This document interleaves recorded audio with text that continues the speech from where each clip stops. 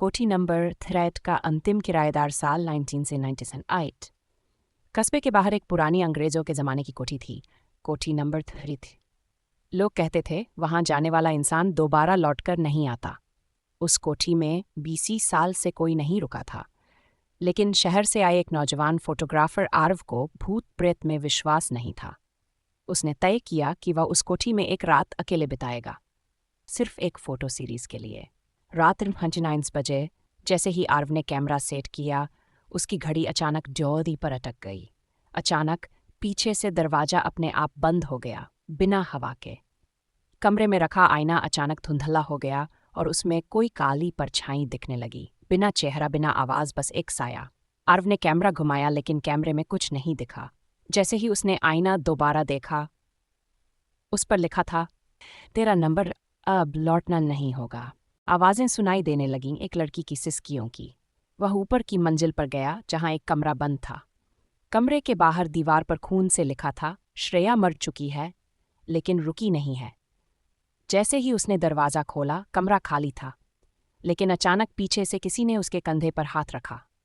मेरी तस्वीर तो ले ली, अब मेरी जगह भी ले ले, एक बिना चेहरा वाली लड़की ने भयानक अंदाज में कहा।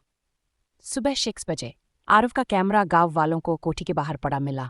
कैमरे में आखिरी तस्वीर आरव की थी। उसकी आंखें पूरी तरह सफ़ेद थीं। आरव कभी नहीं मिला। कोठी अब और भी डरावनी हो गई। साल 2000 से स्थान वही पुरानी कोठी, कोठी नंबर 3, लेकिन लोगों का डर और भी गहरा हो चुका था।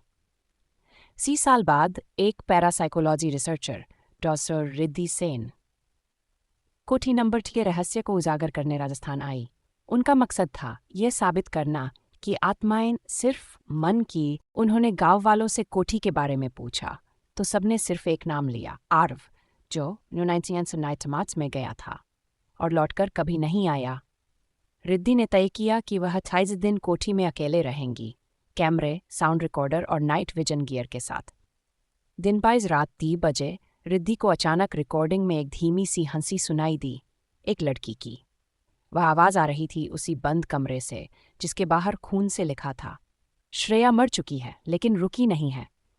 रिद्धि ने दरवाज़ा खोला। कमरा अब खाली नहीं था। वहां जमीन पर एक पुराना पोलरॉइड कैमरा पड़ा था, आरव का कैमरा। जैसे ही उसने कैमरा उठाया, लाइटें झपकने लगीं और दीवार पर एक एक करके तस्वीरें उभरने लगीं।